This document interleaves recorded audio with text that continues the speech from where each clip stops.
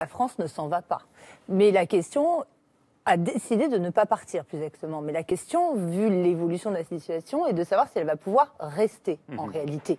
Parce que ce qui a été annoncé par le président de la République, c'est le redéploiement du dispositif, notamment autour du Niger, davantage que centré sur le Mali, et d'autre part, un recentrage sur les opérations aériennes, plutôt qu'avec emprise terrestre, et de nouveau, la confiance accordée à un partenariat dit de combat pour assister les forces armées sahéliennes dans leur notamment du G5 Sahel, parce qu'il y a effectivement une force conjointe qui a été mise en place dans cette organisation régionale créée en 2014, donc en pleine guerre, ce qui était déjà un choix stratégique un peu étonnant, mais également un soutien aux armées nationales elles-mêmes.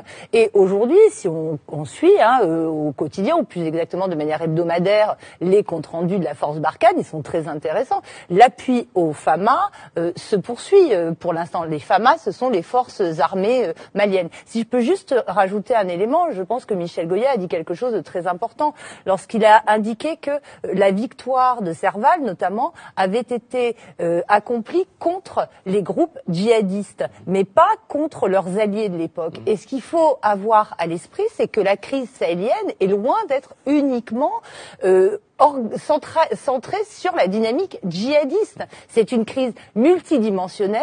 On l'expérimente aujourd'hui, y compris une crise de gouvernance. On le voit avec les coups d'État qui se multiplient dans la région et qui deviennent, alors pendant très longtemps, quand on a répété ça, on nous indiquait que oui, c'était secondaire, que l'aspect prioritaire était la lutte antiterroriste. Mais on voit aujourd'hui que ça devient un frein pour l'action.